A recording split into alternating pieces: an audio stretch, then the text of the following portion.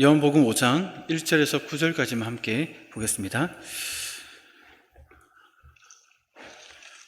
교독하겠습니다. 제가 먼저 읽겠습니다.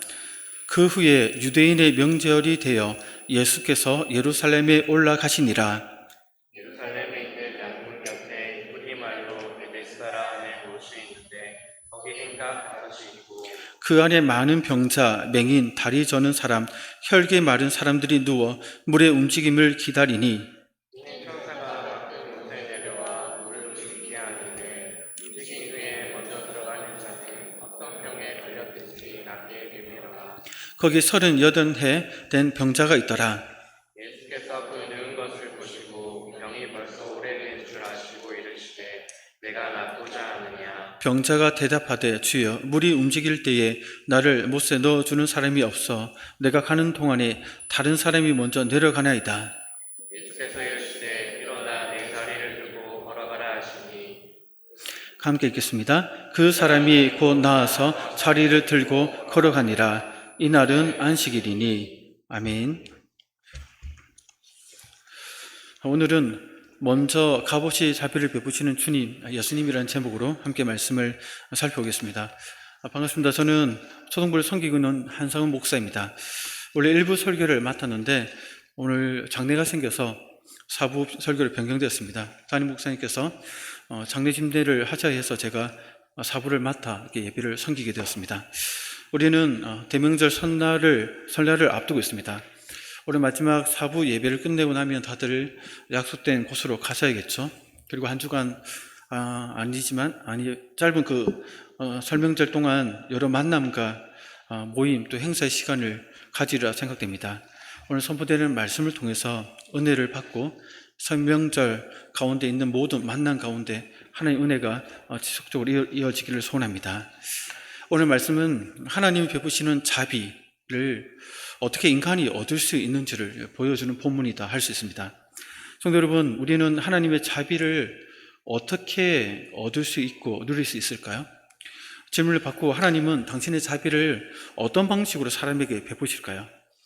하나님은 주권적으로 택하신 백성에게 값없이 먼저 자비를 베풀어 주신다는 것입니다.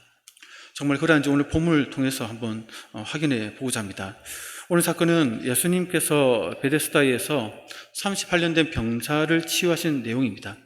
오늘 본문은 크게 두 부분으로 나누지는데 우선 1절부터 9절 우리가 읽었던 본문은 예수님께서 안식일에 베데스다 연못을 방문하여 38년 된 병자를 치유하신 사건입니다. 그리고 이어지는 10절부터 18절은 예수님께서 치유받은 환자에 대해 새로운 삶에 대한 방향을 제시하시고 그로 인해 축발된 그 안식일 논쟁의 사건이 나옵니다. 담임 목사님께서는 안식일까지 포함된 18절까지의 본문을 다루고 말씀 전하셨는데 거기까지 설교하려면 좀 상당히 시간이 걸리기 때문에 저는 좀 줄여서 9절까지만 베데스다 치유 사건만 중심으로 여러분들과 함께 말씀을 나누겠습니다. 본문은 이제 그 후에라는 표현으로 시작됩니다. 그 후에, 이 표현은 앞선 사건과 얼마간의 시간이 흐른 후에 새로운 사건이 일어난다는 것을 보여주는 요한복음서에 나오는 표현 방식입니다. 앞선 사건은 예수님께서 갈릴리에서 행하신 두 번째 표적을 말합니다. 예수님은 왕의 신하의 아들을 치유하셨습니다. 그 후 얼마간의 시간이 흐른 후에 세 번째 표적인 베데스다 연못에서 38년 된 병자를 치유하신 사건이 나오고 있는 것이죠. 여기서 잠깐 표적이란 표현의 의미를 좀 이해할 필요가 있습니다. 물론 아시겠지만 예수님께서 행하신 기적 혹은 이적을 표적으로 부르는 것은 기적을 행하신 목적이 분명히 있기 때문에 그렇습니다. 기적을 행하여 사람들의 관심과 사랑을 받기 위해서가 아니었습니다.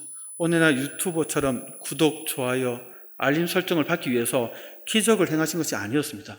예수님께서 하나님의 아들이자 그리스도이심을 드러내어 사람들로 하여금 예수님을 믿도록 하여 영생을 얻게 하는데 그 목적이 있을 때에 행하신 기적을 표적이다 이렇게 부른다는 것이죠. 그래서 오늘 본문의 표적을 직접 경험한 자나 이 사건을 성경을 통해서 보는 우리들에게 요구되는 것은 예수님이 어떤 분인지를 알고 믿어야 된다는 것입니다. 하나님의 아들이요 그리스도로 믿는 그것을 우리에게 요구하고 있다는 것입니다. 아직 예수님을 그런 분으로 안 믿어지는 분들이 있다면 오늘 설교를 통해 믿어지는 은혜가 있기를 소원합니다. 이미 믿는 분들은 더욱 견고한 믿음으로 성장하는 그런 시간 되기를 소원합니다. 예수님은 1절에 따르면 그 후에 유대인의 명절이 되어 예루살렘에 올라가셨다 얘기합니다. 여기서 유대인의 명절은 유대인들이 반드시 지켜야 할 의무로 되어 있는 절기인데 유월절과 오순절, 장막절 이 3대 절기를 가리키는 것으로 볼 수 있습니다. 본문에 나오는 유대인의 명절이 구체적으로 무슨 절기인지 여러 주장이 있습니다. 유월절이다, 오순절이다, 장막절이다 주장이 있지만 아마도 유월절일 가능성이 가장 높아 보입니다. 왜냐하면 요한복음에는 유월절 어린 양으로 이 땅에 오신 예수님이 그 유월절을 어떻게 보내셨는지에 대해서 계속해서 강조하고 있기 때문에 아마 유월절이지 않나 하는 생각이 듭니다. 추정하고 있다는 것이죠. 예수님께서 유월절로 추정되는 절기에 예루살렘에 올라가신 것은 유대 명절을 지키기 위함도 있겠지만 동시에 또 다른 계획이 있어서였다고 볼 수 있습니다. 그 계획은 2절부터 드러납니다. 예수님은 예루살렘에 있는 양문 곁에 있는 베데스다에 방문하십니다. 우리 2절을 같이 한번 읽어볼까요? 시작. 예루살렘에 있는 양문 곁에 베데스다라 하는 못이 있는데 거기 행각 5이 있고, 그 예루살렘은 성으로 둘러싸여 있지 않습니까? 성으로 둘러싸여 있으니까 그 성 안으로 들어가려면 성문이 있겠죠. 그 성문이 여러 개가 있는데 그 성문 중에 양문이라고 불리는 그 성문이 있었습니다. 그 양문은 그 성문을 통과하여 성전에 드려질 제물로 사용될 동물들이 지나가는 문이었다고 합니다. 그래서 양들, 짐승들이 지나기 때문에 양이 지나는 문, 그래서 양문이다 이렇게 불려졌던 것으로 보여집니다. 이 양문 곁에는 히브리 말로 베데스다라는 못이 있었는데 베데스다의 의미는 자비의 집 혹은 은혜의 집이라는 의미입니다. 집을 의미하는 히브리어 베트와 또 자비, 은혜를 가리키는 헤세드를 합성어죠. 그곳에는 지붕 딸린 정자를 가리키는 행각 5채가 있었고, 이것을 보면 그 연못 주변의 규모가 상당히 넓었다, 컸다는 것을 알 수 있습니다. 그래서 3절에 보면 그 안에 많은 병자, 맹인, 다리 저른 사람, 혈기 마른 사람들이 누워 있었다 얘기합니다. 여기서 누워 있었다는 말은 병에 걸린 사람들이 계속해서 알아 누워서 꼼짝도 못하고 있었다는 그들의 상태에 대해서 묘사하는 것입니다. 이들은 한결같이 중환자들로서 당시 의료기술로는 치료받을 수 없는 불치병을 앓고 있는 사람들이라는 공통점을 가지고 있었습니다. 본문에 이러한 사람들 가운데 대표적인 환자들을 소개하고 있는데 맹인, 다리 저는 사람과 더불어 혈기 마른 사람이 나옵니다. 혈기 마른다는 것은 수족, 손발이 말라 비틀어지면서 마비되는 현상, 그런 환자를 가리키는데 5절에 따르면 38년 된 병자도 거동이 불편하다, 움직일 수 없다는 것을 보면 이 혈기 마른 이 병에 걸려 몸이 말라가면서 마비가 되어서 움직이지 못하는 그런 병자로 추정됩니다. 여기서 우리는 38년 된 병자가 어떤 상태에 처해 있는지를 발견하게 되는 것이죠. 38년 된 병자를 포함하여 모든 병자들이 언제부터 이곳에 와 있었는지 알 수 없지만 건강을 회복하기 위해서, 회복하게 될지도 모른다는 그 가능성, 그 희박한 그 한 줄기 빛을, 희망을 매달려서 이곳에 왔고 기다리고 있었다는 것입니다. 바로 그 기다림은 구체적으로 물의 움직임이었습니다. 우리 3절 후반절, 그 갈로부터 4절 갈로까지 한번 읽어볼 텐데요. 한번 읽어보겠습니다. 3절 후반절 끝에 갈로부터 한번 읽어보겠습니다. 물의 시작. 물의 움직임을 기다리니 이는 천사가 가끔 못에 내려와 물을 움직이게 하는데 움직인 후에 먼저 들어가는 자는 어떤 병에 걸렸든지 낫게 되밀어라. 아멘. 여기 특이하게 이렇게 양관라고 있죠. 관라가 있는 것은 요한이 처음 복음서를 기록할 때는 없었지만 성경을 필사하는 필사자들이 난해주 형식으로 보충 설명을 더하기 위해서 이것을 첨가하다가 나중에는 성경 본문에 들어갔다, 그래서 후에 들어갔다는 의미로 표시하기 위해서 양관로를 표시했던 것으로 추정됩니다. 중요한 점은 당시 불치병에 걸렸던 병자들이 그 행각 안에 누워서 기다린 이유가 무엇인가 하는 것이죠. 가끔 천사가 내려와 연못에 물을 움직이게 하는데 그때 가장 먼저 1등으로 들어가는 사람은 어떤 병이든지 낫게 된다는 소문 때문이었습니다. 실제로는 천사가 내려왔다기보다는 자연현상으로 일어난 어떤 물의 움직임이지 않나 생각됩니다. 그것을 천사가 내려와 했다는 식으로 아마 와전되어서 미신처럼 전해졌던 것입니다. 성도 여러분, 우리에게는 이러한 내용이 단순한 하나의 미신으로 들릴 수 있겠지만 당시 그 동네 사람들에게는 일종의 신앙이었습니다. 마지막 희망이었습니다. 그들이 이 일이 언제 일어날 것이라는 확실한 예측도 갖지 못한 상태에서 만약 그것을 기다렸다는 것을 보면 그들의 그것을 향한 그 신앙이 얼마나 깊었는지를 알 수 있다는 것이죠. 성도 여러분, 여기서 우리는 이 일의 주체가 천사가 했는지 아닌지를 따지기보다는 이 전승을 믿는 사람들의 믿음과 절박함에 관심을 집중해야 됩니다. 그들이 물이 움직이기를 기다린 이유는 하나뿐이었습니다. 그들은 그 장관을 구경하기 위해 모인 관광객들이 아니었습니다. 생사의 갈림길에서 선 그런 그 불치병 환자들이었습니다. 그래서 물이 움직인 후에 맨 먼저 그 못으로 들어가는 것이 그들의 절박한 바람이었고, 무슨 병에 걸렸든지 치료가 될 수 있다는 그 이야기 때문에 수많은 병자가 이 치열한 경쟁 속에 다 뛰어들었던 것입니다. 38년 된 병자도 그러한 절망적인 상황 속에 놓여 있었던 것이죠. 이런 38년 된 병자가 놓인 상황은 우리에게 상징적으로 무언가를 보여주고 있다는 것입니다. 범죄하여 하나님을 떠난 인간의 절망적인 모습을 보여준다는 것이죠. 하나님의 자비를 얻기 위해 자비의 집이라 불리는 베데스다에 왔지만 이름과 달리 자비가 없는 곳, 바로 하나님을 떠난 죄인이 살아가는 세상을 보여주고 있다는 것입니다. 그곳에 물이 움직이기를 기다리며 서로 먼저 들어가야 산다고 믿는 경쟁 구도의 이 세상을 보여주고 있습니다.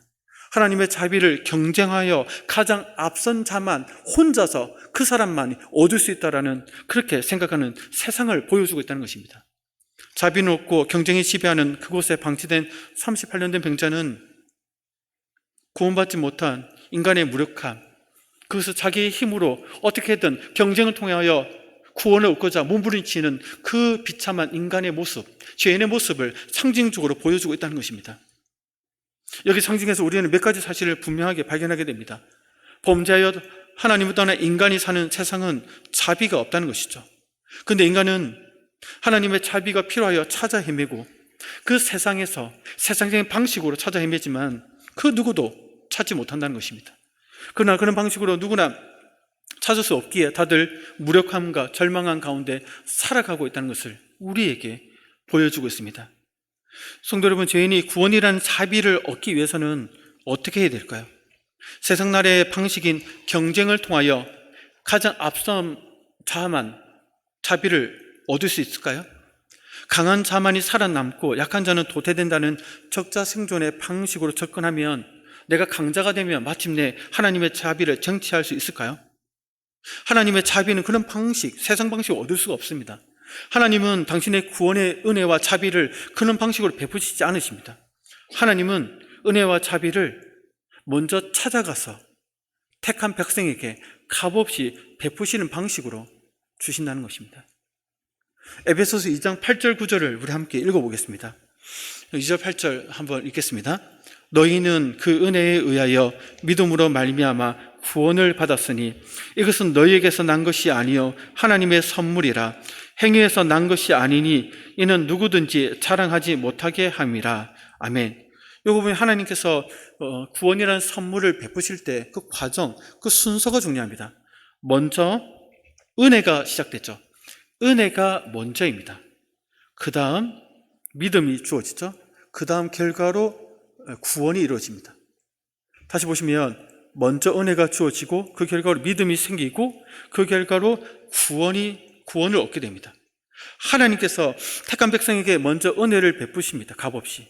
그 결과로 자연스럽게 내가 예수님을 믿어지게 되는 것이죠. 그래서 구원을 얻게 되는 것입니다. 여기에 시작은 가장 먼저는 하나님이 값없이 택한 백성에게 베푸시는 은혜라는 것입니다. 그래서 9절에는 나의 행위에서 난 것이 아니기 때문에 내가 믿었다, 내가 노력해서 구원 얻었다, 내가 경쟁하여 자비를 받았다는 식으로 말할 수 없다라고 못 받고 있는 것입니다. 여러분 중에 많은 분들이 이미 예수님을 믿고 있을 것입니다. 어떤 과정을 통해 믿게 되었습니까? 주일 예배를 한 번도 빠짐없이 다 드린 나의 수고 덕분에 구원을 얻었습니까? 내가 열심히 기도한 결과로 내가 믿어지게 된 것인가요? 내가 교회 봉사를 열심히 했기 때문에 구원 얻는 믿음이 생겼습니까?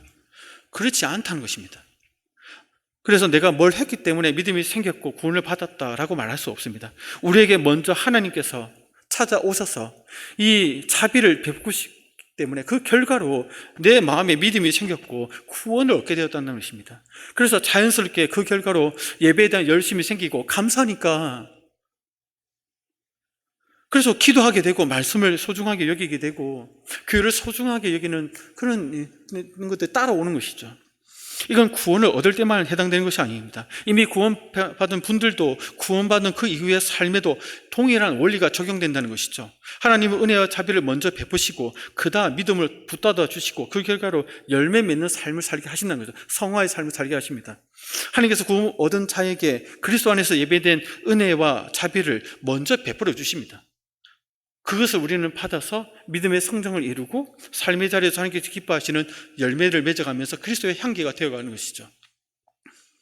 이때 하나님께서 자비를 먼저 베푸신다는 것입니다. 그런데 이 자비는 어떤 방식으로 베푸실까요? 하나님의 주권하에 택하신 백성에게 값없이 대가 없이 선물을 주듯이 베푸신다는 것입니다. 그래서 항상 하나님이 먼저 찾아오십니다. 오늘 본문처럼 말이죠. 38년 된 병자는 경쟁을 통해 1등해야 자비라는 치열한 자비를 얻을 수 있다고 생각했습니다. 그런 자에게 예수님께서 먼저 자비를 값없이 베풀시기 위해서 찾아가셨던 것이죠. 만나주십니다. 그리고 말을 거십니다. 그것을 주기 위해서. 6절을 우리 한번 읽어볼까요? 본문 6절입니다. 시작. 예수께서 그 눈굿을 보시고 아시고 이르시되 내가 낫고자 하느냐. 병이 깊어졌다는 것은 지금까지 치료가 실패했고 이제 다른 방도가 더 이상 없다는 것이죠. 이제 안담한 그에게 찾아가 예수님께서 네가 낫고자 하느냐라고 물으심으로써 대화를 시작합니다. 이 질문은 어떻게 보면 당연한 질문이죠. 하지만 이 질문에는 중요한 의미가 있습니다. 그 마음의 갈망이 무엇인지를 알고자 하심이죠. 어쩌면 이 병자는 너무나 오랜 세월 동안 절망 가운데 있었기 때문에 생에 대한 애착을 잃어버릴 수도 있었습니다. 38년이나 긴 기간 동안 병석에 앉아서 신음하느라 모든 기운이 쇠해서 이렇게 되든 저렇게 되든 나는 이제 상관없습니다. 삶을 포기한 상태일 수도 있었다는 것입니다. 그런데 이 질문을 통해 그 속에 여전히 하나님에 대한 자비의 그 갈망, 신뢰 같은 그 희망이 있다는 것을 예수님은 발견하신 것이죠. 그리고 나서 그에게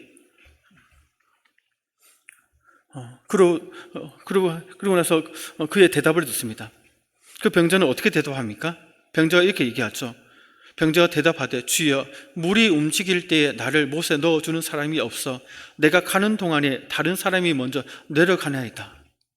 이것은 병자가 얼마나 그 한간에 떠도는 미신을 신뢰하고 있었는지를 보여줍니다. 그런 자기의 병이 낫지 못하고 있는 이유가 물이 움직일 때에 가장 먼저 그곳에 뛰어들지 못했기 때문에 모든 경쟁에서 다 제끼고 자기가 1등으로 다이빙하지 못했기 때문에 그래서 치유받지 못했다라고 여전히 세상적인 방식으로 하나님의 자비를 얻을 수 있다.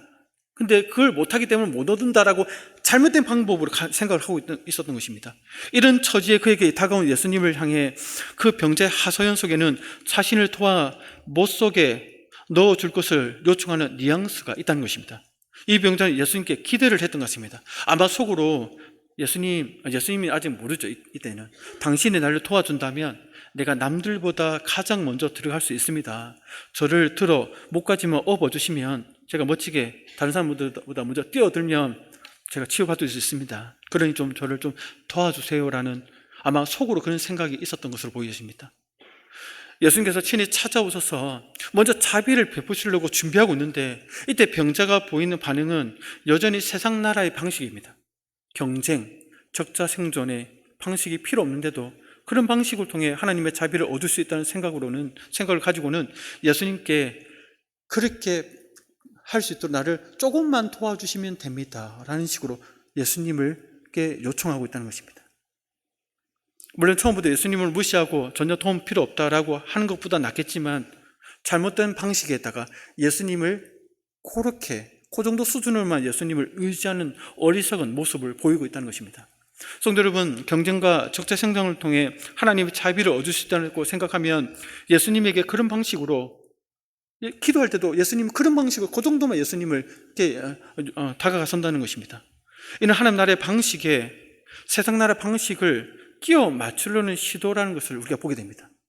레고 블록 장난감을 아마 다 가지고 놀아보셨을 텐데 그 블록에 튀어나온 부분과 들어간 부분, 그 부분의 개수가 맞지 않고 그 모양이 맞지 않으면 아무리 용을 쓰더라도 결합되지 않습니다.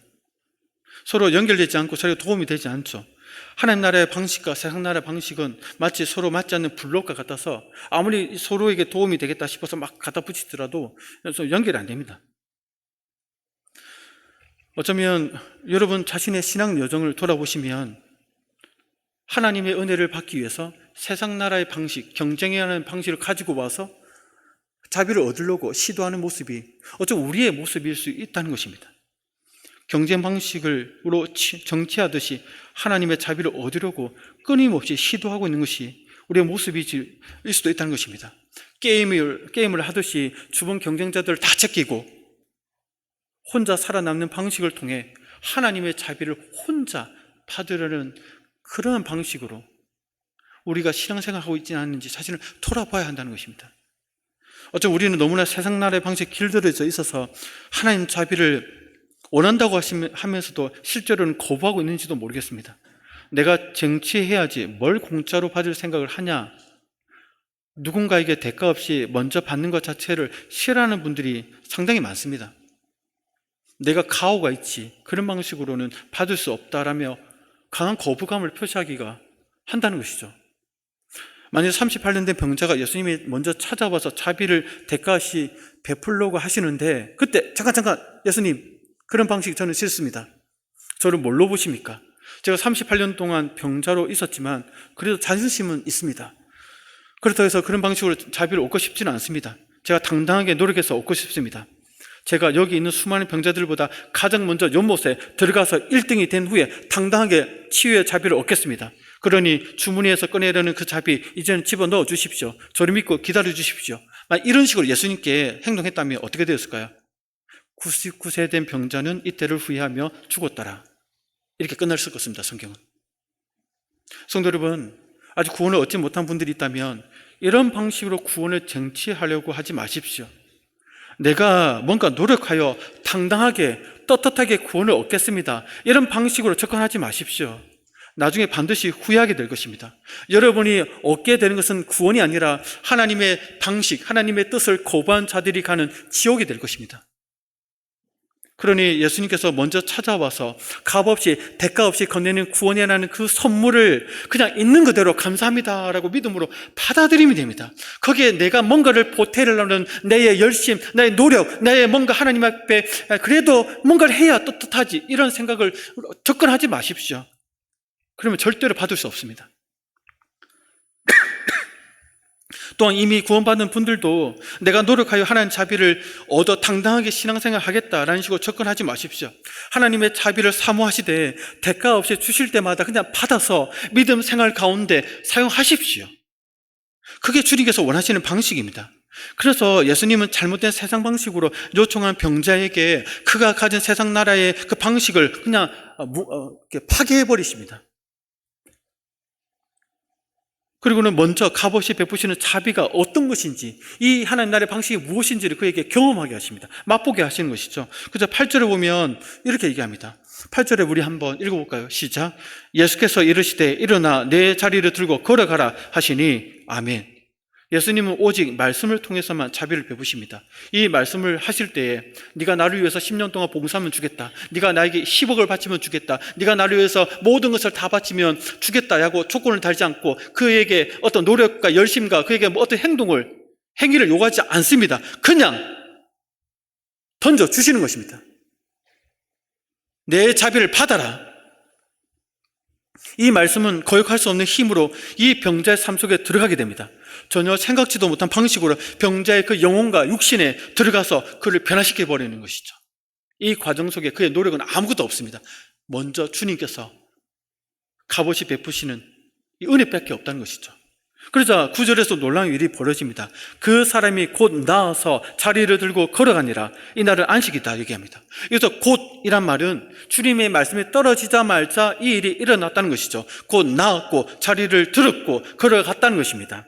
이는 어떤 다른 시도도 없이 말씀만으로 즉각적으로 그 사람이 회복됐다는 것입니다. 점차 회복되는 과정이 일어난 것도 아니고 물리치료를 받아야 되는 후속 조치가 필요한 과정도 필요 없이 한 방에 완전하게 회복됐다는 것입니다. 그리고 정상인처럼 무거운 물건을 들고도 왔다 갔다 할 수 있을 정도로 건강함이 회복된 것입니다. 이렇게 하여 하나님의 자비가 하나님 나라의 방식으로 어떻게 주어지는지를 경험하게 하신 것이죠. 병자는 단번에 회복되었고 그의 노력과 그의 수고와 그의 어떤 것도 들이지 않은 상태에서 하나님의 먼저 찾아오심 가운데 구원에 대한 자비를 값없이 받은 것입니다. 하나님은 이러한 방식으로 택한 백성에게 찾아오셔서 자비를 주시고 믿음이 생기게 하시고 구원을 얻게 하신다는 것입니다. 주님께서 오늘 자비가 필요한 여러분들에게 말씀하십니다. 나의 구원의 자비를 얻고 싶으면 세상 나라의 방식을 내려놓으라 말씀하십니다. 너의 노력으로 구원이라는 자비를 얻으려는 모든 시도를 멈추라 얘기하십니다. 주님께서 먼저 찾아오셔서 값없이 베푸시는 구원의 자비를 그냥 대가 없이 받아들이라라고 말씀하고 계십니다. 선물로 감사함으로 받아들이면 된다라고 말씀하십니다. 그리고 이미 구원받은 분들은 구원받은 이후의 삶에서도 나의 노력으로 자비를 계속해서 추구하기보다는 그리스도 안에서 예비된 이 자비를 값없이 베풀 때 받아들이고 믿음 생활에 사용하기를 원한다라고 말씀하고 있다는 것입니다. 성도 여러분, 하나님은 우리에게 구원의 자비든 구원받은 삶의 이후에 필요한 자비든 이러한 방식으로 베풀어 주십니다. 이러한 방식을 아시고 우리가 이 선물을 믿음으로 감사함으로 받아들여 구원을 얻고 구원을 얻은 자들은 믿음 생활이 더 풍성한 열매 맺는 삶을 이어지기를 소원합니다.